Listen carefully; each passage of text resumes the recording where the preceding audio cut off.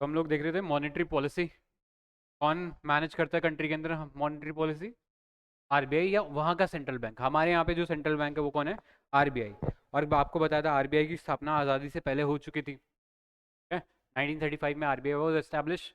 वो एक कानून के द्वारा बनाया गया था, आरबीआई एक्ट ऑफ 1934। क्लियर है? और ये जो कानून है इसके तहत, क्योंकि ये बॉडी बनी है इसलिए इसे एक स्टैट्यूटरी बॉडी बोलते हैं, एक लीगल बॉडी बोलते हैं। ये कॉन्स्टिट्यूशन में नहीं लिखा हुआ है कॉन्स्टिट्यूशनल बॉडी, नहीं, इट्स अ लीगल और अ स्टैट्यूटरी बॉडी। क्या स्टैट्यूट भी मतलब लॉ होता है, कानून होता है। खैर, तो ये इसके बारे में था। इसके तहत मॉनेटरी पॉलिसी मैनेज करता है। मॉनेटरी पॉलिसी का मोटा मोटे तौर पे मैं बोल सकता हूँ मतलब ये है कि देश के अंदर जो पैसे का सप्लाई है उसको हम कंट्रोल कर रहे हैं। क्योंकि अगर तुम्हारे हाथ में पैसा बहुत ज़्यादा आ गया, क्या हो जाएगी मार्केट के अंदर? महंगाई बढ़ जाएगी ना। अगर तुम्हारे हाथ में पैसा ज़्यादा है तो स्टार्ट डिमांडिंग थिंग्स मोर। तुम एक ही चीज़ के लिए जिसका सप्लाई बहुत ज़्यादा नहीं हो, उसी चीज़ के लिए, लिमिटेड सप्लाई वाली चीज़ के लिए ज़्यादा पैसे देने के लिए राज़ी हो जाओगे, क्योंकि तुम्हारे पास ऑलरेडी पैसा ज़्यादा है। और ऐसी सिचुएशन में उन कमोडिटीज़ का, उन प्रोडक्ट्स का क्या होगा? प्राइस बढ़ जाएगा। तो इस सिचुएशन से बचने के लिए हमें क्या करना पड़ेगा? मनी सप्लाई को कम करना पड़ेगा। ठीक है, हमारे हाथों में पैसा कम करना पड़ेगा। बट एक ऐसा भी सिचुएशन हो सकता है तुम्हारे हाथ में पैसा बहुत ज़्यादा कम हो जाए, अब तुम जो है वो प्रोडक्ट को खरीदने लायक पैसा भी तुम्हारे पास ना बचे। ऐसी चीज़ में क्या होगा? मार्केट के अंदर डिमांड कम हो जाएगी। अब जब डिमांड कम हो जाएगी प्रोडक्ट्स के लिए, फिर उनका प्रोडक्शन भी बंद हो जाएगा। अगर मैं कोई फैक्ट्री ओनर हूँ, मुझे पता है लोग खरीद ही नहीं सकते, लोगों के पास पैसा ही नहीं है, फालतू में प्रोडक्शन करने का कोई मतलब है? फालतू में वर्कर्स को सैलरी देने का मतलब है? लोग अनएम्प्लॉयड हो जाएंगे बहुत सारे।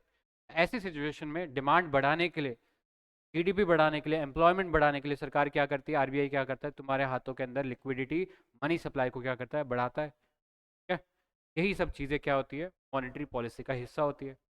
आपको मनी सप्लाई को कंट्रोल करना है, आपको इन्फ्लेशन को कंट्रोल करना है। इन्फ्लेशन मतलब महंगाई। एट द सेम टाइम आपको ग्रोथ का भी ध्यान रखना है। इतना पैसा कम ना हो जाए कि तुम कुछ मांग ही ना कर सको, तो इकोनॉमी में ग्रोथ नहीं होगी। Lastly, financial stability. यहाँ ऐसा ना हो कि रुपए का जो वैल्यू है बहुत ज़्यादा गिर जाए या बहुत ज़्यादा बढ़ जाए। ये भी दोनों से बहुत, क्या आए दिन तुम बढ़ते ना, रुपया वीक हो रहा है, वीक हो रहा है, गिर रहा है, डॉलर मजबूत हो। ठीक है, अब वो बहुत ज़्यादा अगर हो जाए, ऐसा सिचुएशन आ जाए, ये हमारी इकोनॉमी के लिए डेंजरस होगा। एक एग्जाम्पल ले,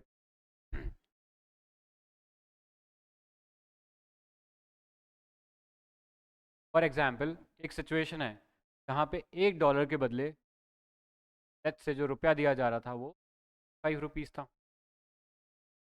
ठीक है, अभी हाइपोथेटिकल मान लो, हाइपोथेटिकल सिचुएशन, $1 के बदले रुपया दिया जा रहा है जो है 5 रुपीज़। ठीक है, इसके अंदर तुम एक बैरल ऑफ ऑयल खरीद सकते थे। जो तेल बिकता है ना वो बैरल के हिसाब से,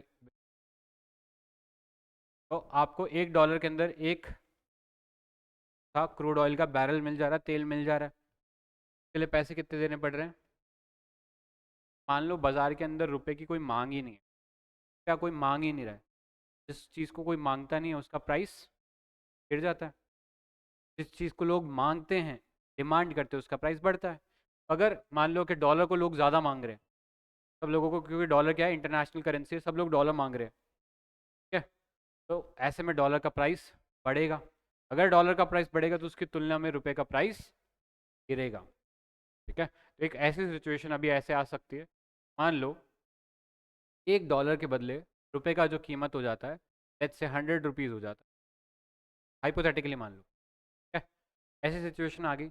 ये क्यों आई है? बिकॉज डॉलर मजबूत हुआ है, लोग डॉलर की डिमांड ज़्यादा कर रहे हैं, रुपये की डिमांड नहीं कर रहे हैं, रुपया वीक हो रहा है।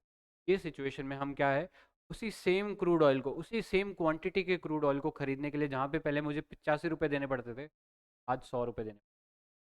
यानी मेरा जो इम्पोर्ट बिल है, ऐसा मैं इंपोर्ट करने के लिए खर्च कर रहा हूँ, वो क्या हो जाएगा? ज़्यादा जाएगा। मेरा इंपोर्ट बिल बढ़ रहा है भाई। बस हमें ऐसे में हमारे जितने भी इंपोर्ट्स हैं हो जाएंगे, और ये हमारी इकोनॉमी के लिए एक डेंजरस सिचुएशन बन सकता है।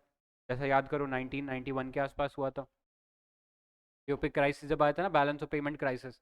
तब यही स्थिति थी, तेल महंगा मिल रहा था, गल्फ वॉर छिड़ रहा था, हमें जो पैसे दे सकता था यूएसएसआर वो ख़त्म हो गया था। ऐसे में आरबीआई क्या करता है? आरबीआई के पास होता है एक फॉरेन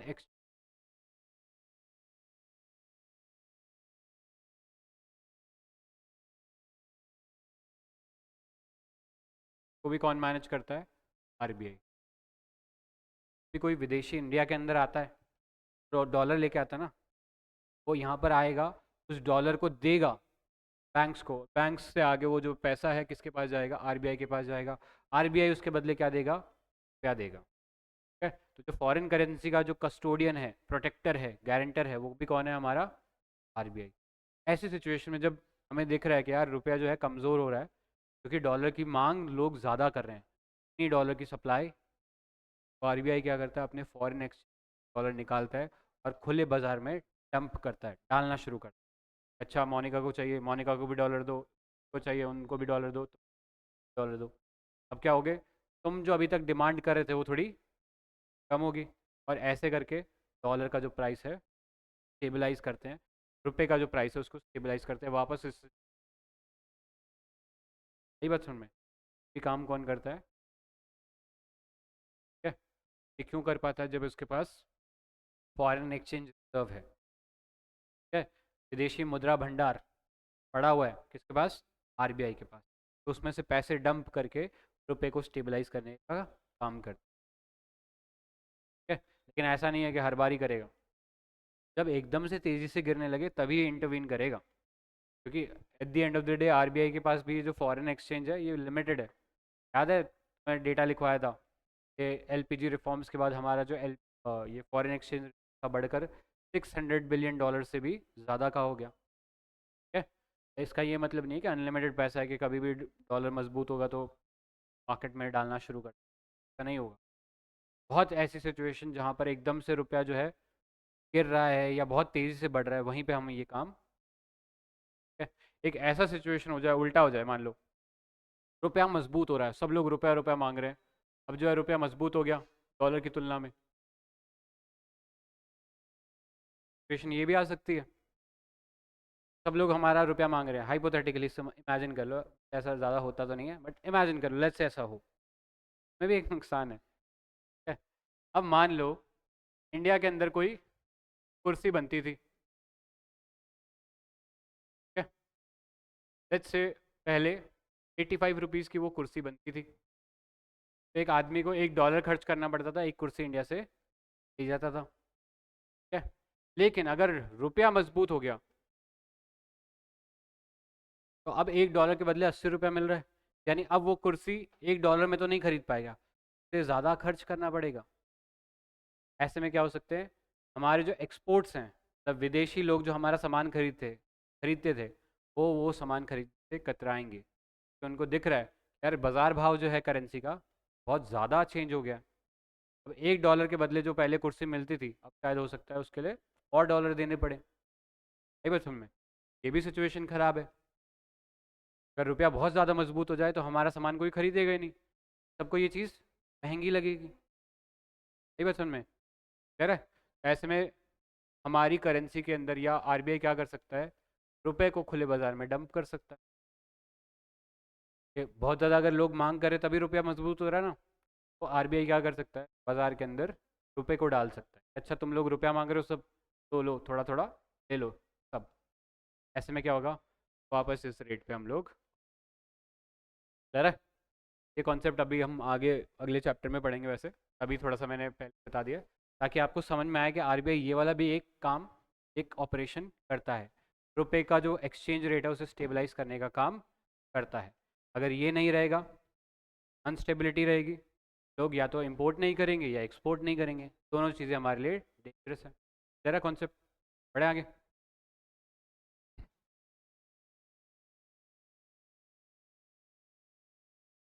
तो फिर हम लोगों ने देखा था आरबीआई मॉनेटरी जो पॉलिसी है इसको कंट्रोल करने के लिए ब्रॉडली इसके पास दो टाइप के टूल्स हैं, क्वांटिटेटिव और क्वालिटेटिव। क्वांटिटेटिव में क्या क्या देखा था हम लोगों ने? क्या? KRR, ठीक है, कैश रिजर्व रेशियो, और एसएलआर,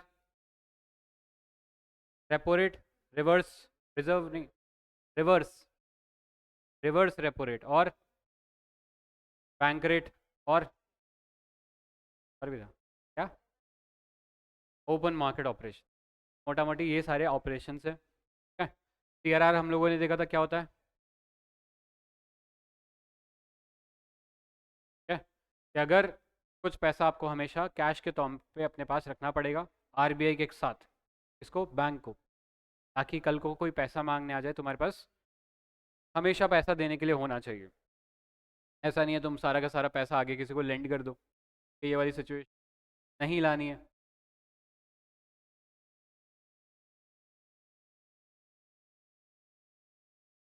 ठीक है? ऐसा नहीं है कि तुम सारा का सारा पैसा उड़ा दो लोन के तौर पे, क्योंकि तुम्हें पैसा ज़्यादा कमाना है लोन देकर। लोग अगर मांगने आ गए तो उस सिचुएशन तुम्हारे पास हमेशा पैसे देने के लिए होने चाहिए। ठीक है? तो आरबीआई ने बोला ठीक है, या बैंक्स ने बोला ओके सर, लेकिन इस चीज़ से हम लिक्विडिटी या मार्केट में मनी सप्लाई को भी कंट्रोल कर सकते हैं। अगर मुझे दिख रहा है तुम्हारे हाथ में पैसा ज़्यादा है, ये सिचुएशन कौन सी है, महंगाई की है सिचुएशन, तुम्हारे हाथ से पैसा कम करना पड़ेगा। तो ऐसे में आरबीआई को सीआरआर के साथ क्या करना चाहिए, बढ़ा देना चाहिए। अगर सीआरआर बढ़ेगा, मान लो अभी 20 रुपीज़ 100 रुपये डिपॉजिट किया गया था, सीआरआर 20% था, यानी बैंक को 20 रुपीज़ रिजर्व करना पड़ता था, आगे लोन देता था 80 रुपये का। अगर सीआरआर बढ़ा दिया है, लेट्स से 50% कर दिया है, 100 रुपया दिया है, उसका 50 रुपया बैंक को रिजर्व के तौर पे रखना पड़ेगा, फिर 50 रुपये वो आगे लोन के तौर पे दे सकता है। ऐसे में लोन का जो क्वांटिटी वो जो दे सकता है कम हो गया है, या आगे जो कस्टमर्स को लोन देगा जिस इंटरेस्ट रेट पे देगा वो क्या हो जाएगा, ज़्यादा हो जाएगा, कस्टमर्स के हाथ में पैसा। ठीक है? वहीं दूसरा सिचुएशन है, तुम लोगों के हाथ में पैसा नहीं है, ऐसे में सीआरआर को क्या देना चाहिए सर, आगे नेक्स्ट एसएलआर। हाँ, पैसा आपको रखना है, कुछ पैसा आपको रखना है अपने पास ही, लेकिन कैश में रखना ज़रूरी। इसमें रख सकते हो किसी और एसेट में, जैसे गोल्ड, गवर्नमेंट सिक्योरिटीज़ में आप रख लो पैसा। ये पैसा आपको पैसा कमा के भी देगा, हालांकि ये पैसा उतना लिक्विड नहीं है जितना कि कैश होता है। ठीक है? अगेन ये भी एक टूल है जिसके थ्रू लिक्विडिटी को हम इन्फ्लुएंस कर सकते हैं। अगर मैंने एसएलआर बढ़ा दिया तो मनी सप्लाई पे क्या फ़र्क पड़ेगा, कम हो जाएगी। अगर एसएलआर घटा दिया तो मनी सप्लाई बढ़ जाएगी सर। उसके बाद देखा रेपो रेट। रेपो का फुल फॉर्म होता है रीपर्चेज एग्रीमेंट। रीपर्चेज मतलब कोई चीज़ वापस खरीदी जा रही, क्या है वो चीज़, गवर्नमेंट सिक्योरिटीज़। रेपो रेट वो रेट है जिसके ऊपर बैंक्स को पैसा दिया जाता है आरबीआई के द्वारा at a for a short term. ठीक है? शॉर्ट टर्म कितना है, मैक्सिमम 14 डेज। वो आधी रात के लिए भी हो सकता है, एक दिन के लिए भी हो सकता है, और मैक्सिमम 14 डेज।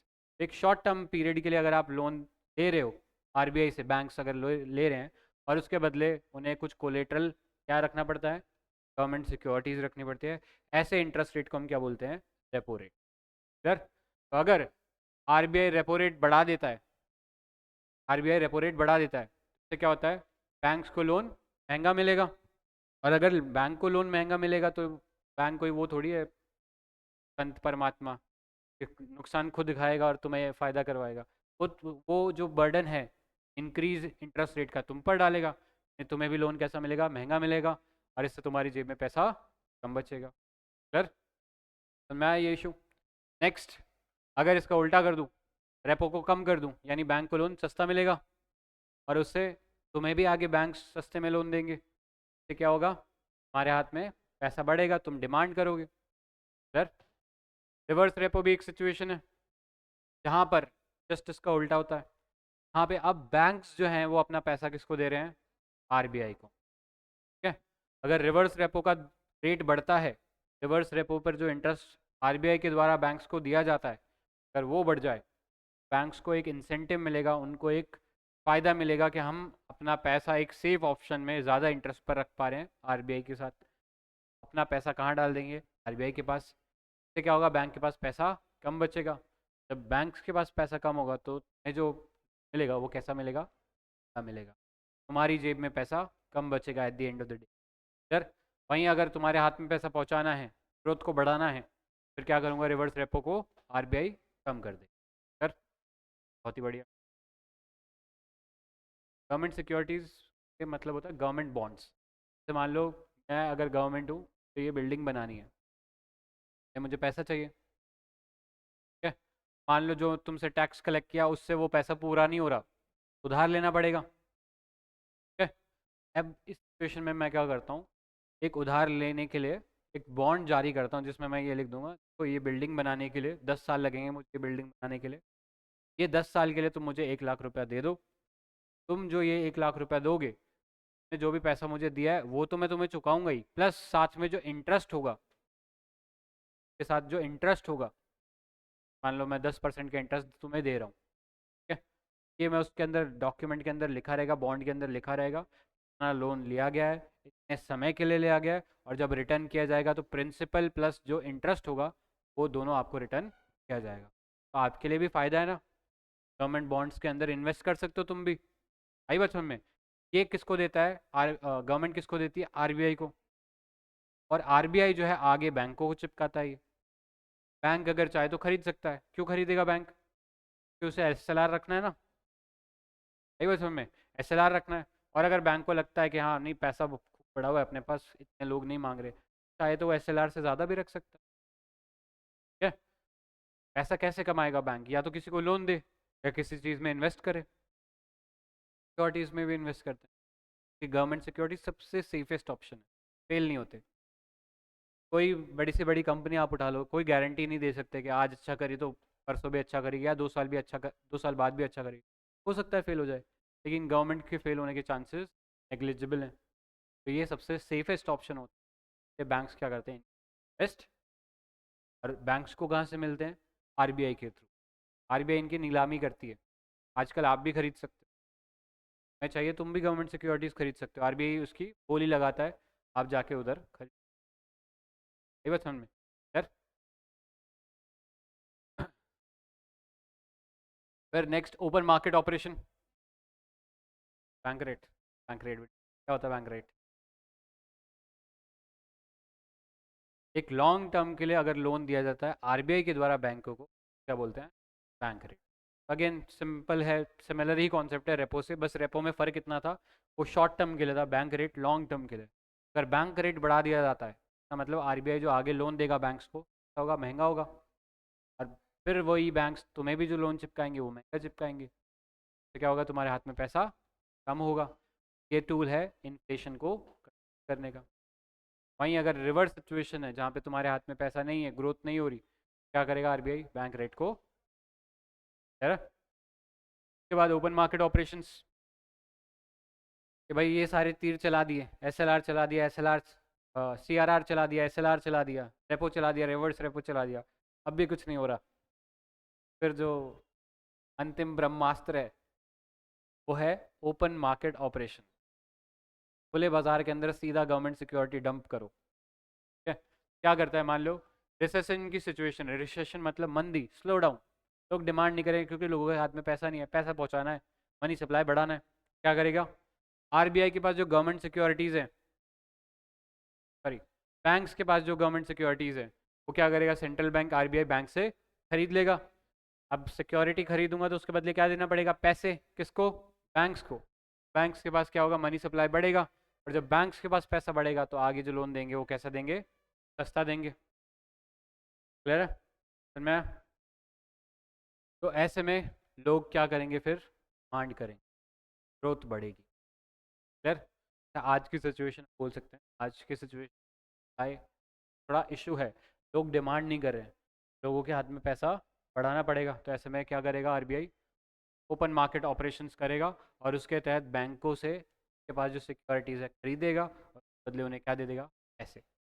वहीं दूसरी सिचुएशन, लोगों के पास बहुत सारा पैसा है, पैसा छीनना है, तो क्या करेगा, सेंट्रल बैंक चिपकाएगा हमारे कमर्शियल बैंक्स को, क्या, गवर्नमेंट सिक्योरिटीज़, ये लो गवर्नमेंट सिक्योरिटी, इसमें लगाओ तुम पैसे, लोगों को देना बंद करो, ज़बरदस्ती इनको चिपकाएगा, फिर उसके बदले क्या ले लेगा बैंकों से, पैसा, बैंकों के पास पैसा कम हो जाएगा। ऐसी सिचुएशन में क्योंकि बैंक के पास पैसा कम है, आगे तुम्हें जो लोन मिलेगा वो कैसा मिलेगा, क्या मिलेगा, हाई इंटरेस्ट पे मिलेगा, तुम्हारे पास पैसा कम बचेगा और इन्फ्लेशन का कंट्रोल हो जाएगा। है ना, ये थे क्वांटिटेटिव टूल्स। क्वालिटेटिव टूल्स भी थे कुछ, क्या थे, इक्वेशन, मतलब margin control, margin requirements, selective credit, margin के अंदर कि तुम जो लोन दे रहे हो बैंक्स, ऐसा नहीं कि मैं तो रेपो रेट तुम मुझसे लोन ले जा रहे हो 6% पे, मान लो आरबीआई ने 6% रेपो करा हुआ है, बैंक जो आगे लोन दे रहा है वो 20% पे दे रहा है। आ रही बचन में, ऐसे अनलिमिटेड कुछ भी आप मार्जिन चार्ज नहीं कर सकते। हमारा जो प्रॉफिट है वो भी रेगुलेटेड होना चाहिए। तो तुम्हारे अंदर और वो गांव के अंदर जो लूटने वाले साहूकार होते थे, में क्या फ़र्क रह जाएगा? सही बचन में, यहाँ पे कितना मार्जिन रखना पड़ेगा उसके ऊपर भी लिमिट्स लगा सकते हैं। सर ऐसा नहीं है कि बंधुआ मजदूर बना दो तुम। लोन लेके गया, बोला 50%, वो बेचारा मेहनत कर रहा है फिर भी लोन नहीं चुका पा रहा, वही साहूकार के जैसे बंधुआ मजदूर की तरह काम करवा रहे हो उससे। तो पे भी कंट्रोल कर। मॉरल सुएजन, कुछ मॉरल गाइडलाइंस, कुछ एथिकल गाइडलाइंस देते। मॉरल समझते हो? What is moral? क्या टाइप ऑफ एथिक्स? क्या होता है मॉरल्स? पढ़ा है ना तुम लोगों ने एथिक्स? पढ़ा? चलो नहीं भी पढ़ा तो कभी तो सुना होगा ना। मॉरल्स नाम की मॉरल्स नाम का चीज़ है कि नहीं? वो मॉरल नहीं है, वो तो तुम्हारी हरकत ऐसी है। मॉरल्स मतलब ऐसा गाइडलाइंस बताती है क्या चीज़ है, क्या फिर सड़क पे किसी एक्सीडेंट हो जाती है, तभी इसे हेल्प कर रहे हो। क्यों कर रहे हो? क्योंकि तुम्हें पता है ये करना सही है। आपके जो इंडिविजुअल्स के लेवल पर जो गाइडलाइंस है जो आपको समझाती है कि क्या सही है क्या गलत है, हम क्या बोलते हैं? रियलिटी। ठीक है? हम जब यहाँ पे मॉरल बोल रहे हैं, यहाँ पर मतलब आरबीआई ये बताता है क्या चीज़ सही है करना और क्या चीज़ गलत है। लॉ की बात नहीं हो रही है यहाँ पे। ठीक है? लॉ ऐसा नहीं बोलता कि तुमने अगर सड़क पे किसी का एक्सीडेंट और तुमने मदद नहीं की, के लिए कोई लॉ नहीं है। हो सकता है तुम्हारी मजबूरी हो, लॉ बनाना यहाँ पे तो ठीक नहीं है। लेकिन हाँ मॉरली तो तुम्हें पता है ना कि अगर किसी का एक्सीडेंट हुआ तुम्हें मदद करनी चाहिए, तो तुम नहीं करी तो तुम मॉरल टाइप के इंसान हो। या किसी का एक्सीडेंट हुआ और तुम हंस रहे हो, है ना ऐसे लोग, तुम अंदर से इमोरल टाइप के लोग हो, घटिया लोग हो थोड़े अंदर से। ठीक है? अगर अगली बार हो रहा है तो तुम क्वेश्चन करना अपने आप को, तुम किस टाइप के इंसान हो। हैं? अच्छा, वो भी घटिया इंसान का ही एग्जाम्पल है। वो क्यों कर रहा है? क्योंकि उसे फेम चाहिए। एक्सीडेंट की वीडियो बहुत चलती है, देखने में मज़ा आता है ना। ये सब चीज़ यहाँ पर मॉरल गाइडलाइंस भी देते। बताता ना कि लोन ले गया, चुका नहीं पाया, तो हो सकता है कि वो वाकई जेन्युइन। क्या करते हैं बैंक वाले? धमकाते हैं, बाउंसर्स भेजते हैं। ये सब प्रैक्टिसेस गलत है। यहाँ पर गाइडलाइंस है कौन? फिर तूने देखा था सिलेक्टिव क्रेडिट कंट्रोल, या जिसे बोलते हैं क्रेडिट की राशनिंग। ऐसा हो सकता है कि कई बार बैंक्स जो हैं कुछ एरियाज के अंदर, जैसे किसानों को, किसान शायद हो सकता है लोन चुकाए ना, ऐसा माइंड सेट एक स्टीरियोटाइप बन गया है, किसान लोन नहीं चुकाते हैं, ऐसे में बैंक उनको नहीं देते। तो क्या होता है, उन बेचारों के पास कोई ऑप्शन नहीं होता, उनको फिर कहाँ जाना पड़ता है? गाँव के लैंडलॉर्ड्स के पास, या सॉरी बड़े मनी लेंडर्स उनके पास जाना पड़ता है। और वो उनसे क्या करवाते हैं? फिर हाई इंटरेस्ट रेट पर देते हैं। हाई इंटरेस्ट रेट सिचुएशन में फंस जाता है, जिसे हम बोलते हैं डेट ट्रैप, धार के जाल के अंदर फंस कर रह जाता है ना। हाँ? तो ऐसी सिचुएशन ना हो उसके लिए गवर्नमेंट बोलती है कि अच्छा आप इस सेक्टर में मिनिमम इतना तो लोन दो ही दो। तो आप टोटल लोन दे रहे हो उसमें कुछ परसेंट लोन आपको एग्रीकल्चर में देना, कुछ लोन आपको एमएसएमई में देना, है ना। ये सब टूल। इसके बाद हम लोगों ने देखा था मनी मल्टीप्लायर, बहुत ही यूनिक और एक बहुत ही इंटरेस्टिंग कॉन्सेप्ट, कि कैसे अगर आप कुछ पैसा बैंकिंग सिस्टम में डालते हो तो मल्टीप्लाई हो जाता है, कई गुना हो जाता है। एक्चुअली कोई मनी नया क्रिएट नहीं होता, कोई नया मनी प्रिंट नहीं होता, बट सिर्फ बैंकिंग ऑपरेशन के अंदर ही वो पैसा मल्टीपल बार फिर जाता है, मतलब मल्टीपल हाथों में चला जाता है। तो एक अच्छा एग्जांपल हम लोगों ने डिस्कस भी किया था। लेट्स से कोई पर्सन वन है, उसने अपना जो पैसा है जमा कराया बैंक के अंदर 100 रुपीज़।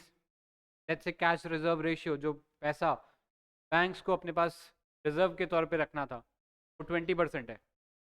यानी बैंक एक्चुअली आगे किसी पर्सन को जो लोन दे सकता है वो कितना दे सकता है, 100 माइनस 20 कर दिया, जो रिमेनिंग बचा वो जो पैसा है बैंक जो है लोन के तौर पे आगे किसी को, ये 80 रुपया किसी को लोन के तौर पे दिया गया। कि अगर लोन लेके जाओगे तो ऐसा तो है नहीं पहले ही लेके जाओगे और उसमें पैसा भर के ले आओ, जमाने पहले होते थे। ठीक है, तो क्या होगा, अगर कोई कंपनी होगी तो कंपनी के अकाउंट में जाएगा पैसा, या तो उसके सेविंग में जाएगा या उसके करंट अकाउंट में जाएगा, लेकिन जाएगा तो अकाउंट में ही, और वो अकाउंट भी किसी ना किसी बैंक का ही होगा। बैंक के लिए तो वो पैसा क्या है, डिपॉजिट है। ठीक है, वो पैसा बैंक के लिए डिपॉजिट है। अब इसके ऊपर भी परसेंट लगा दो, यानी ये जो 80 रुपया इसमें से 70 रुपया रिजर्व रखना पड़ेगा किसको, बैंक को। रिमेनिंग जो पैसा बचा 80 माइनस 3 इक्वल टू 64, यानी ये वाला जो पैसा है फिर से बैंक लोन, ये जो पैसा लोन दिया लेट्स से थर्ड पर्सन 3 को ये लोन दिया गया है, अगेन ये पैसा उसके भी अकाउंट में जाएगा। अब ये जो उसके अकाउंट में गया है ये बैंक के लिए क्या है, डिपॉजिट ही है। किसी का लोन किसी का डिपॉजिट है, सही बात समझ में। तो किसी का खर्च किसी की इनकम है, अगर मैं खर्चा कर रहा हूँ तो किसी की तो इनकम हो रही है। वैसे ही अगर मैं उधार ले रहा हूँ तो डिपॉजिट करना पड़ेगा, अरे बस में ऐसे लूप चलता रहेगा ये, करते रहो कैलकुलेट कि अच्छा चौथे को गया, चौथे से पाँचवें को गया, पाँचवें से छठे को गया, नंबर यहाँ पे डिक्रीज होता जाएगा, ये नंबर भी यहाँ पे धीरे धीरे डिक्रीज होता जाएगा, ये नंबर भी यहाँ पे डिक्रीज होता, जब लास्ट में आप निकालोगे टोटल ये जो डिपॉजिट था सारा अगर आप जोड़ लोगे तो 500 आएगा। यानी पूरा बैंकिंग सिस्टम में अलग अलग ट्रांजैक्शन एक ही 100 रुपये को अलग अलग लोगों ने जब उधार और डिपॉजिट के तौर पे यूज़, तो टोटल पैसा कितना बना, 500।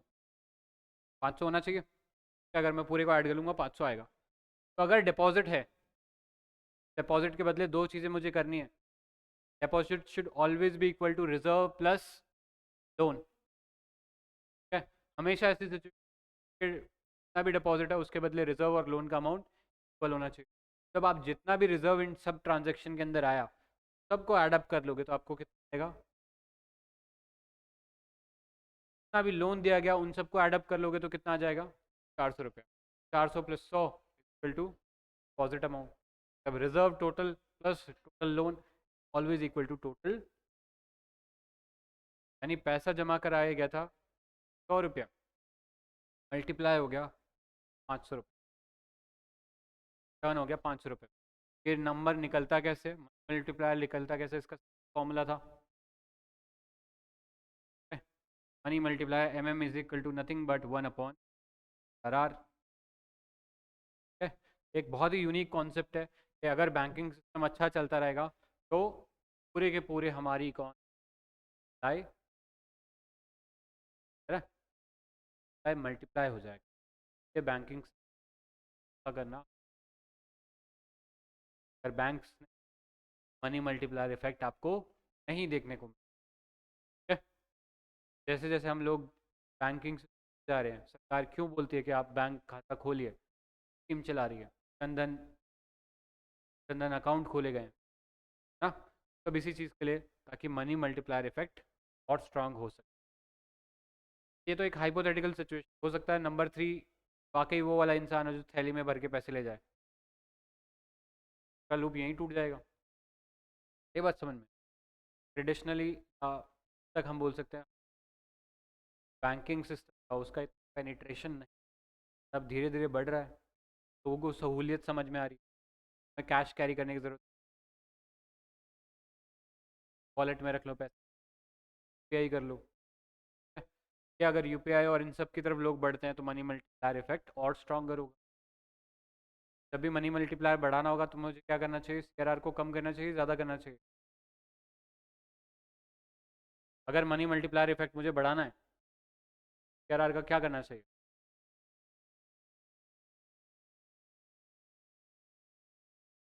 करना चाहिए ना। अगर मैं इसको 10% कर देता हूँ, यहाँ मुझे 10 रुपये रिजर्व रखना पड़ेगा, 90 रुपये में आगे दे सकता हूँ। ठीक है, और अगर मैं मान लो यहाँ पे मनी मल्टीप्लायर जब 20% था कितना हुआ था इफेक्टिवली 5, लेकिन अगर मैं इसे 10 कर दूँ सीआरआर को, ये कितना हो जाएगा परसेंट हटाओगे तो नीचे 100 आ जाएगा, 100 ऊपर भाग जाएगा, कितना हो जाएगा, मल्टीप्लाई बढ़ाएगा कब, जब आप CRR को हटाओगे। है हैं? बढ़े आगे। एक और कॉन्सेप्ट देखते हैं इसके अंदर। जो मनी सप्लाई है ना, इसको हम कुछ कैटेगरीज में बांट सकते हैं।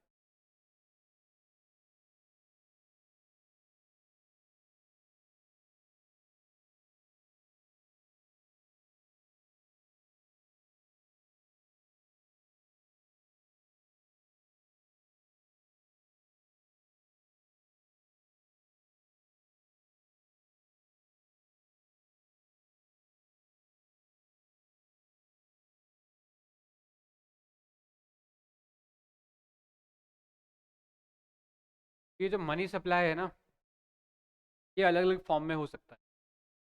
अभी ये तुम्हारे हाथ के अंदर जो करेंसी नोट है उसके फॉर्म में हो सकता है, पैसा हो सकता है तुमने किसी बैंक में जमा करा रखा हो, ये पैसा हो सकता है तुमने किसी बैंक की FD में जमा करा रखा हो।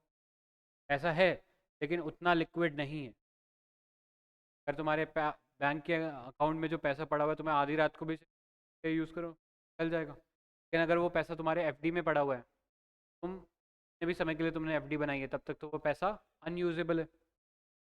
भले ही वो एक वैल्यू क्रिएट कर रहा है तुम्हारे लिए। अगर तुमने 1 लाख रुपया जमा कराया है, तो यस, वो 1 लाख रुपया है तुम्हारे पास, लेकिन तुम उसे कर सकते फिर। ऐसे ही तुम कुछ पैसा सेविंग अकाउंट्स में जमा करा सकते हो। पोस्ट ऑफिस में, ऑफिस में भी सेविंग अकाउंट खुल सकता है, वहाँ पे भी तुम क्या कर सकते हो, FD करवा सकते हो। लेकिन जो सेविंग अकाउंट्स तुम पोस्ट ऑफिस में खोलते हो, बैंक्स की तुलना में पैसा निकालने का मुश्किल है ना। बैंक से जो पैसा निकाल सकते हो, तुम्हारे पास बहुत सारे बड़े, इतना आसानी से वो पैसा तुम ऑफिस में डिपॉजिट है कर सकते हो, जाना पड़ेगा फिजिकली। आजकल तो फिर भी इन्होंने भी वेबसाइट्स खोल दिए हैं पोस्ट ऑफिस वगैरह ने। पहले तुम्हें जाना पड़ता था फिजिकली पैसे को निकालने के लिए। कहने का मतलब, जो डिपॉजिट है, डिपेंडिंग ऑन ऑन कि वो डिपॉजिट कहाँ पे और किस टाइप का डिपॉजिट है, कि लिक्विडिटी में फ़र्क है। अगर मैं कह रहा हूँ तुम्हारे बैंक अकाउंट में जो पैसा है वो सबसे लिक्विड है, तुम्हारे हाथ में जो कैश है वो सबसे ज़्यादा लिक्विड है, क्योंकि अगर मेरी जेब में पैसा पड़ा है, मैं कुछ भी जाके खरीद सकता हूँ। ठीक है? मेरे जो अकाउंट में जो पैसा है वो मैं किसी को भी भेज सकता हूँ, ये पैसा सबसे ज़्यादा लिक्विड है। लेकिन वहीं अगर कोई पैसा मेरा बैंक की FD में है, वो उतना लिक्विड, अरे बात समझ में, कोई मेरा पैसा पोस्ट ऑफिस के डिपॉजिट में पड़ा हुआ है, तो वो भी उतना लिक्विड नहीं है। कोई मेरा पैसा पोस्ट ऑफिस की FD में पड़ा हुआ है, तो वो पैसा उतना लिक्विड। इस आधार पे हम जो लिक्विडिटी है, ऐसे कि जो ट्रांसफ़र है, कि आप उसे ट्रांसफ़र कर, 4 कैटेगरी में को 1M। ठीक है, मेरा कॉन्सेप्ट देखते हैं क्या क्या। सबसे पहले M1 क्या है, सबसे लिक्विड है। क्या आता है इसके अंदर, करेंसी नोट्स, कॉइन्स जो तुम्हारे पास है, plus your demand deposits with banks. ठीक है, तो बैंक में तुम्हारा डिमांड डिपॉजिट है। डिमांड डिपॉजिट मतलब तुम्हारा सेविंग अकाउंट में पैसा है, कभी भी जाओ मांग सकते हो, और ये जो है बैंक्स मना नहीं कर सकते हो। यार, इस टाइप के पैसे को क्या बोलते हैं, M1, सबसे लिक्विड। और ये वाला जो पैसा होता है सबसे नैरो होता है, सप्लाई है सबसे कम है। ज़्यादातर लोग जो है पैसा और भी जगह डालते हैं। तो नेक्स्ट देखो M2। तो क्या है, M1 प्लस पोस्ट ऑफिस के अंदर जो सेविंग डिपॉजिट्स है। ठीक है, अगेन ये पैसा भी तुम निकाल सकते हो, लेकिन निकालने के लिए तो चलिए आना पड़ेगा। थोड़ी लिक्विडिटी क्या हो गई है, कम हो गई। M1 तो क्या था, वही करेंसी नोट, कॉइन्स, प्लस जो तुम्हारा डिपॉजिट किसके साथ था, बैंक्स के साथ। ठीक है, नेक्स्ट आ जाते हैं। अब धीरे धीरे जो पैसा है लेस लिक्विड होता जा रहा है, लेकिन हम पूरी इकोनॉमिकल पैसे को कवर कर रहे हैं। आ रही है बात समझ में। जैसे जैसे M1 से M2 जाएंगे, M3 जाएंगे, M4 जाएंगे, धीरे धीरे लिक्विडिटी कम हो रही है, लेकिन हम अब ज़्यादा पैसा कवर करें इकोनॉमी। M1 में हम एक बहुत लिमिटेड अमाउंट ऑफ पैसा कवर कर रहे थे, करेंसी नोट्स, कॉइन्स, और जो तुम्हारा बैंक में डिपॉजिट है, डिमांड डिपॉजिट। लेकिन धीरे धीरे जैसे हम M2 से आगे बढ़े M3, M3 में एक्चुअली मिस्टेक,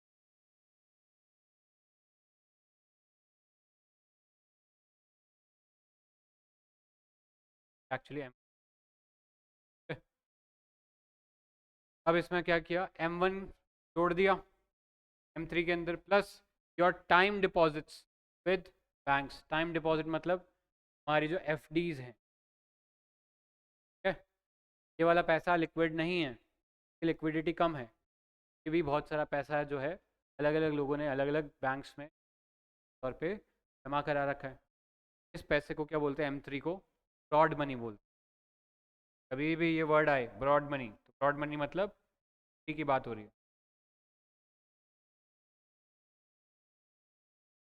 ठीक है। M3 से जब तुम आगे जाओगे M4 पे, तो इसमें बस आपने क्या किया, जितना भी M3 के अंदर डिपॉजिट था plus time deposits banks and in NBFC and banks के अलावा भी जो टाइम डिपॉजिट अलग अलग इंस्टीट्यूशन, NBFC क्या होती है, नॉन बैंकिंग फाइनेंशियल इंस्टीट्यूशन, यानी कुछ ऐसे इंस्टीट्यूशन जो लोन वगैरह देने का काम करते हैं, पैसे का लेन देन करते हैं, हालांकि वो डिपॉजिट नहीं। जैसे ने सुना होगा चोलामंडलम, मुथूट फाइनेंस, डिपॉजिट नहीं लेते हैं, लोन देते हैं, के बदले या तो कुछ सामान गिरवी रख दो, सोना गिरवी रख दिया, देखा होगा ना, अक्षय कुमार का ऐड आता था, घर घर में पड़ा हो सोना फिर का ही करो। तुम उसमें डिपॉजिट नहीं करा सकते, लेकिन तुम उससे क्या ले सकते हो, लोन ले सकते हो, ठीक है। कुछ ऐसे NBFC होते हैं जहाँ पे तुम अपना पैसा बढ़ाने के लिए रख सकते हो, जैसे म्यूचुअल फंड्स ना, कोई हो सकता है कोई कंपनी हो जो म्यूचुअल फंड्स का काम करती हो, उसने अपना पैसा उसमें डाल रखा है ताकि वो उस पैसे को आगे लगाए मार्केट में और बढ़ाए, भी हो सकता है, ठीक है। कई NBFC FDs भी चलाती हैं, कई ऐसी कंपनीज FDs भी चलाती है, तुम अपना पैसा FD के यहाँ इन्वेस्ट कर सकते हो, निवेश कर सकते हो पैसा वहाँ, पैसा कमा, लेकिन वो पैसा कैसा हो गया, लॉक्ड हो गया कुछ समय के लिए, अरे बचपन में पैसा कैसा हो गया, लॉक्ड हो गया कुछ समय। इस तरीके से तुम लास्ट में पहुँचते हो M4 के ऊपर, 3+ टाइम डिपॉजिट बैंक्स। यार ये क्या है, सबसे ब्रॉडेस्ट मनी, सबसे ब्रॉडेस्ट, ये बस में पूरी इकोनॉमी का जो पैसा अब तुमने कवर कर लिया। वी स्टार्टेड विद M1, तो नैरो मनी कहलाता है, बट ये क्या होता है, सबसे ज़्यादा लिक्विड होता है, मोस्ट लिक्विड। जैसे जैसे M1 से M4 की तरफ बढ़ते हो, लिक्विडिटी धीरे कम होती जाती है, लेकिन जो मनी सप्लाई जो आप कवर कर रहे हो वो क्या होती जाती है, ब्रॉड, ठीक है। ये बना लो।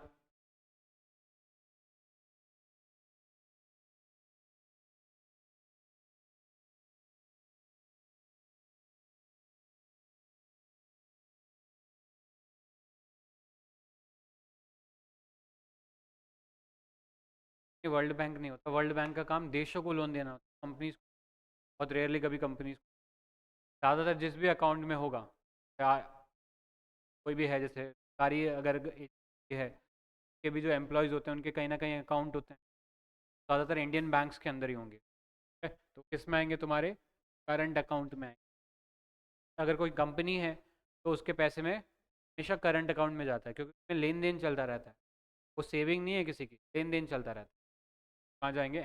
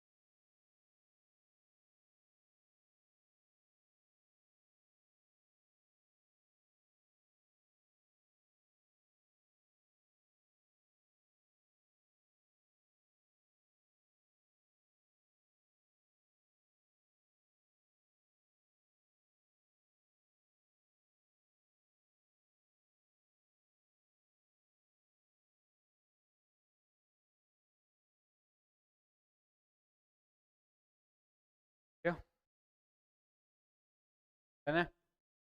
अगर आपसे पूछा जाए ब्रॉड मनी क्या है, आप बोलोगे M3 is the broad money.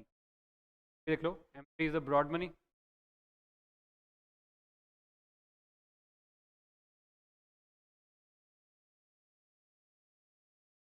और सबसे लिक्विड कौन सा है, ये दोनों लिख लो। ब्रॉड मनी M3 है,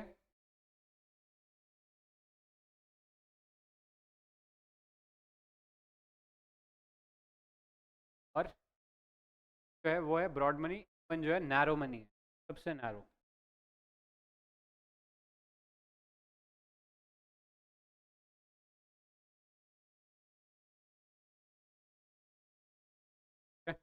एक और टाइप का होता है इसमें, और नया एक हेडिंग, M0। M0 बोलते हैं reserve money. M0 reserve money slash high powered money.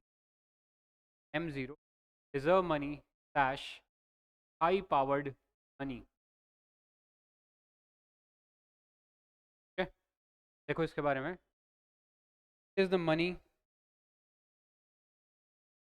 it is the money created by RBI.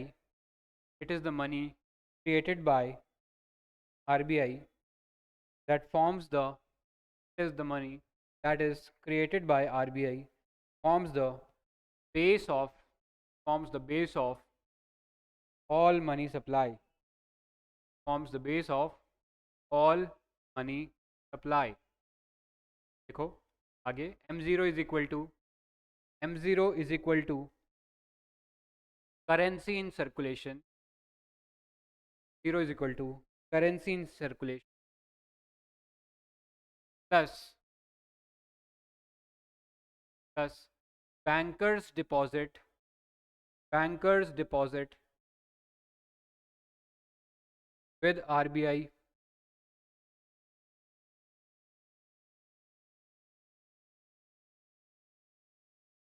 plus other deposits with, plus others deposit with RBI।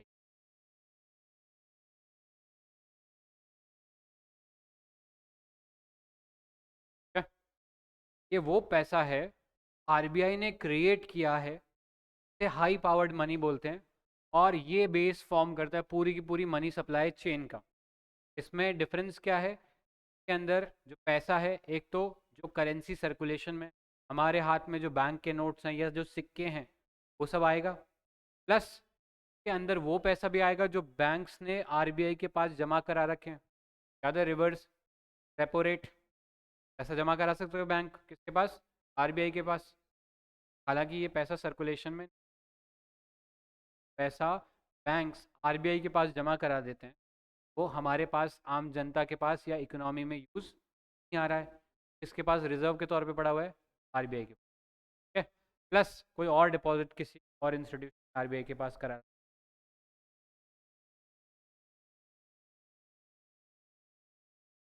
हाँ वो भी कह सकते हो, वो भी एक तरीके से क्या है, इन कमर्शियल बैंक्स का पैसा जो है आरबीआई के साथ डिपॉजिट, कह रहा मैं बताया था ना, एक खाता बैंक को खोलना पड़ता है अपने यहीं पे के नाम का, आरबीआई के नाम।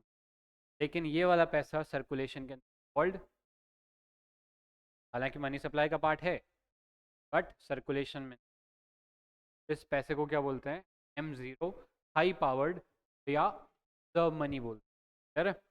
कैसे डिफरेंट है ये M1 से, M1 के अंदर हम वो पैसा भी इंक्लूड कर रहे हैं आम जनता सर्कुलेशन के दौरान या तो अपनी जेब में रखती है, करेंसी नोट्स कॉइन्स, प्लस जो डिफरेंस है वो यहाँ पे आता है, डिमांड डिपॉजिट्स विद बैंक्स, हमारा पैसा जो बैंक्स के पास पड़ा। यहाँ पे हम क्या बोल रहे हैं, हम सिर्फ M0 की जब बात करें, हम करेंसी नोट्स और कॉइन्स की बात कर रहे हैं, प्लस वो पैसा तो बैंक्स का आरबीआई के पास डिपॉजिट्स है, तो क्या बोल रहे हैं, हाई पावर्ड मनी। है। अगर आपसे पूछा जाए सबसे नैरो कौन सा है सर्कुलेशन में, वो है M1। से ब्रॉड कौन सा है ना, ऐसा कॉन्सेप्ट था, उसके साथ आपका मनी। क्लियर, विदाउट अभी तक बढ़े आगे।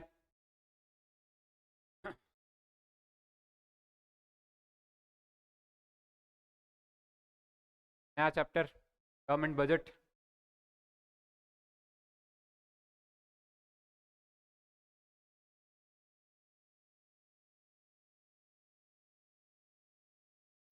Qualitative tools.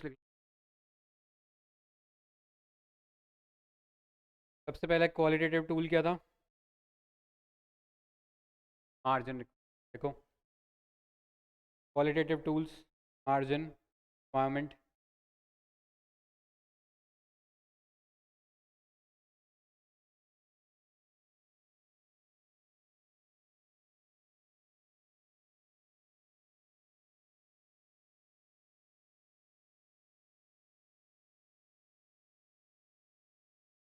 देखो, it is the amount of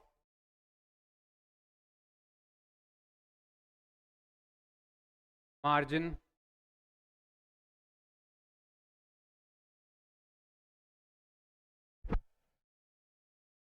that a commercial bank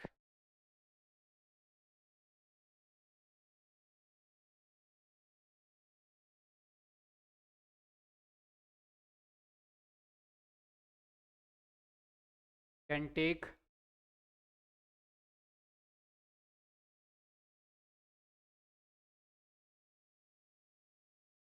in lieu of IN, lieu of L, lieu of IN, LIEU, मतलब चीज़ लिए उसके बदले। इन lieu of collateral taken, lieu of collateral taken, lieu of collateral taken। मान लो gold की अपनी jewellery जमा कराई, हो सकता है कि उसका वैल्यू ले अभी के हिसाब से 1 लाख रुपए हो, प्रैक्टिकली 1 लाख रुपए हो। अब इस 1 लाख के कोलेट्रल के बदले से लोन कितना देना चाहिए? तो आइडिया है कि 1 लाख है तो पूरा का पूरा लोन ना। लेकिन कई बार क्या होता है, अगर आप बहुत ज़्यादा लोन देते 100% वैल्यू का लोन, तो ये लोग जो है वो चुका नहीं पाते। मान लो कल को चुका नहीं पाया, फिर क्या, मकान ले लिया, चुका नहीं पाया पैसा। अगर मैं 1 लाख रुपए का गोल्ड बेच देता हूँ, मेरा कॉस्ट लगा उसका क्या, 1 लाख रुपया दिया है, उस पर इंटरेस्ट तो आना चाहिए था ना। अरे बस में, अगर 1 लाख रुपया मैंने दिया है, मान लो 10 महीने बाद वो बोलता है भाई मैं नहीं चुका पाऊंगा, व्हाट अबाउट द इंटरेस्ट? हम पूरा का पूरा लोन नहीं दे सकते।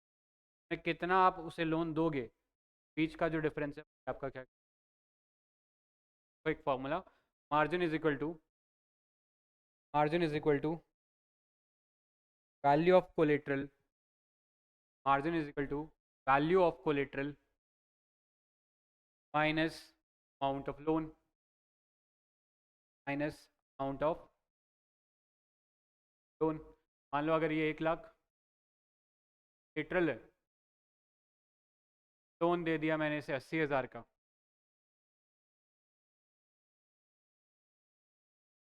तो कोलेट्रल में से माइनस कर लो, कितना आ जाएगा? 20,000 का मार्जिन रखा हुआ है। ठीक है, तो एक लाइन और लिख लो, higher margin, higher margin by banks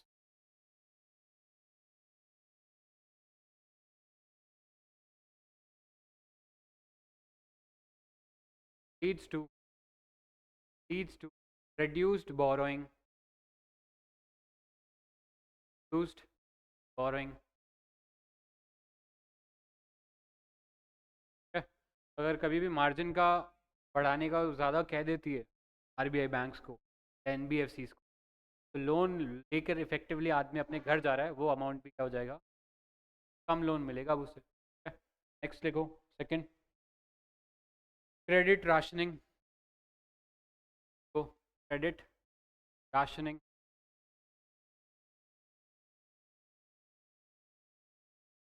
rationing, RAT, ration, याद है क्या होता है राशन?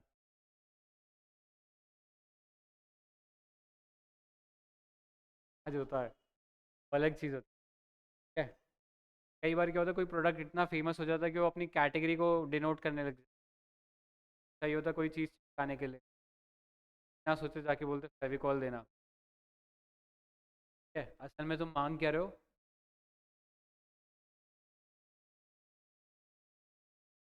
एडेसिव।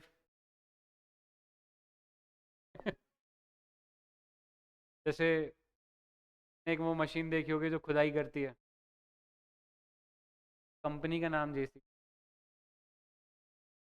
या तुमने सुना होगा उसका फोटोकॉपी कराना है, क्या कहते हो? जेरोक्स कराना है। जेरोक्स उस कंपनी का नाम है जिसने। जाके मांगते हो मैगी देना, मांग नूडल्स रहे हो, ये पे भी चिपका देगा तो तुम्हारे चलेगा। इतना ज़्यादा फेमस हो गया। राशन का असल मतलब क्या होता है? आप कुछ चीज़ों को कंट्रोल कर रहे हो। क्यों कंट्रोल कर रहे हो? क्योंकि उसका सप्लाई लिमिटेड है आपके पास। ठीक है, ऐसा नहीं है कि हमारे पास देने के लिए अनगिनत लोन है, मेरे पास पैसा ही पैसा पड़ा है, जो भी आएगा उसको दे। बस लोन लिमिटेड है। ठीक है, अब लिमिटेड लोन का बेस्ट यूटिलाइजेशन होना चाहिए। चार लोग हो तो चारों को मिलना चाहिए। में से कोई किसान है तो किसान को भी लोन मिलना चाहिए, में से कोई व्यापारी है तो व्यापारी को भी लोन मिलना चाहिए, में से कोई इंडस्ट्रियलिस्ट है तो इंडस्ट्रियलिस्ट को भी लोन मिलना चाहिए। ऐसा नहीं कर सकता कि मैं इंडस्ट्रियलिस्ट मुझे ज़्यादा इंटरेस्ट दे रहा तो सारा का सारा लोन उसको। ऐसे तो फिर इकोनॉमी में सिर्फ एक आदमी का भला होगा, बाकी सब कंटेंट गोपाल बन जाएंगे। राइट? ऐसी सिचुएशन ना हो उसके लिए कई बार क्या करना पड़ता है? क्रेडिट की राशनिंग करनी पड़ती है। क्रेडिट कैसे दिया जा रहा है इस प्रोसेस को कंट्रोल करना पड़ता है। तो किसान को मिनिमम इतना दो, एमएसएमई को इतना दो, औरतों को इतना दो, SC ST को इतना दो। अरे बचपन में ये क्या बोलते हैं? क्रेडिट की राशनिंग। राशन का मतलब कि आप कुछ को कंट्रोल कर रहे हो, का डिस्ट्रीब्यूशन जो है आप कंट्रोल कर रहे हो, बोलते हैं राशन। ठीक है? वो वाली चीज़ है कि हमारे यहाँ वो राशन शॉप इतनी पॉपुलर हो ताकि अनाज मिल रहा है, यही राशन होता है ना।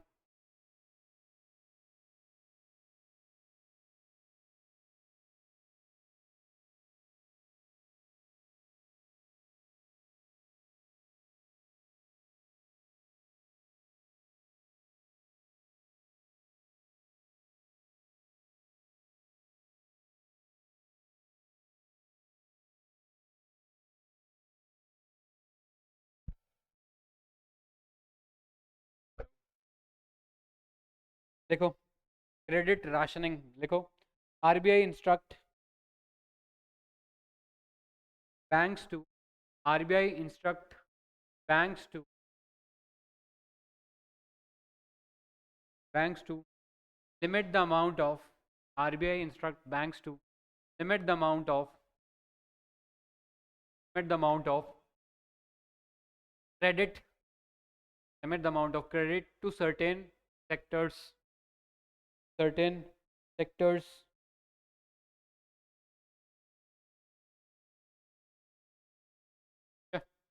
इसमें हो सकता है कि क्रेडिट नहीं मिल रहा तो उनको बोले कि इनको मिनिमम क्रेडिट दो। कुछ ऐसा हो सकता है कि कुछ गलत कामों में कुछ पैसा लेकर जा रहे हैं, ऐसे लोन बंद करो। हो सकता है कि कुछ लोग ऐसे आ जाएं बोले हमें तो शेयर मार्केट से पैसा, पर बैंक्स ऐसे लोन भी देने लग जाते हैं, लेकिन ये लोन बहुत ज़्यादा रिस्की है। ऐसे लोन क्या कर देना, बंद कर देना। हमारी बस में ऐसे इंस्टीट्यूशन बैंक्स के द्वारा जो लैंडिंग एक्टिविटी होता है कई बार RBI कंट्रोल। बैंक्स तो चाहेंगे ये ज़्यादा से ज़्यादा पैसा लोन में, भले ही तुम्हारी चुकाने की क्षमता ना हो, लेकिन टारगेट पूरा करने के चुकाते रहे। यही हुआ था अमेरिका के अंदर 2008 के अंदर, कि बैंक्स क्या कर रहे थे हर किसी को, अच्छा तुम्हारे पास पैन कार्ड है, वहाँ पे बोलते सोशल सिक्योरिटी नंबर। हमारे यहाँ पे आधार कार्ड होता है ना, वैसे वहाँ पे एक सोशल सिक्योरिटी कार्ड होता है। हमारे पास ये है, अच्छा कमाते हो, हमारे पास कमाने का कोई प्रूफ होना चाहिए, मैं लोन दे। नहीं, घटिया क्वालिटी के लोन दिए थे, पता था कि नहीं ये लोन लोग लोन नहीं चुका सकते, फिर भी ज़बरदस्ती लोन दिए जा रहे थे बैंक्स के, टारगेट पूरे करने थे।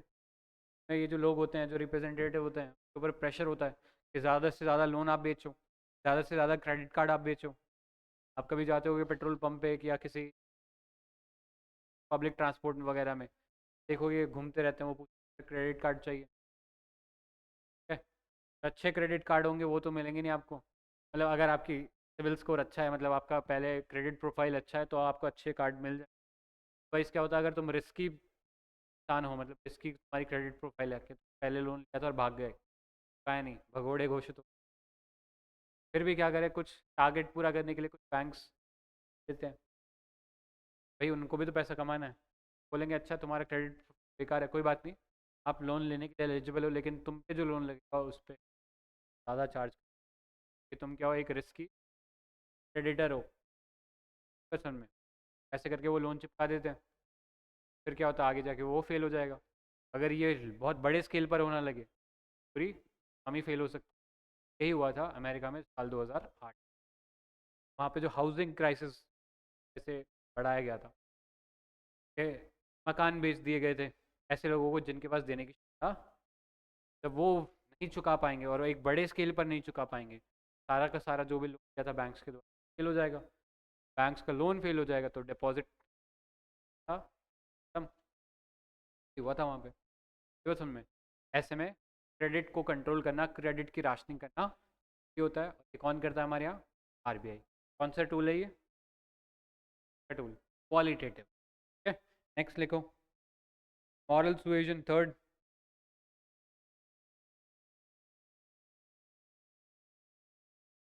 देखो, आरबीआई परसुएड्स, आरबीआई परसुएड्स, परसुएड, मैं कभी ये वर्ड,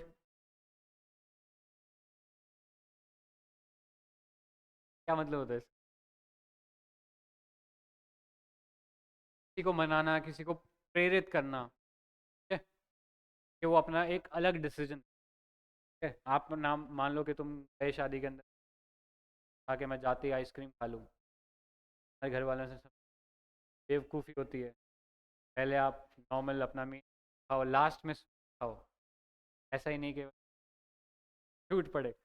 यहाँ अगर उन्होंने तुम्हें पर्स मतलब मना लिया, तुम्हारे डिसीजन, क्या बोलते हैं उसका एक एक्सट्रीम है। जैसे बहादुरी की अच्छी चीज़ है, लेकिन तुम बोल रहे हो कि नहीं मैं तो गाड़ी 100 की स्पीड भी चलाऊंगा, मैं नहीं डरता किसी से, मैं हेलमेट भी नहीं पहनूं या मैं सीट बेल्ट भी नहीं लगाऊं, ये क्या है, बेवकूफ़। तो परसुएजन बोल सकते हैं ठीक है, आप किसी को इन्फ्लुएंस करने की, लेकिन जब आप इन्फ्लुएंस अपने प्रॉफिट के लिए, अपने फ़ायदे के लिए अगर आप कर रहे हो, उसका नुकसान हो, तो इसको क्या बोलते हैं, इंग्लिश क्लियर है, ये एथिक्स में भी पढ़ोगे आप, परसुएशन वर्सेस, तो अपन परसुएड करना है। मैं चलो देखो, आरबीआई परसुएड्स कॉमा एडवाइजेस,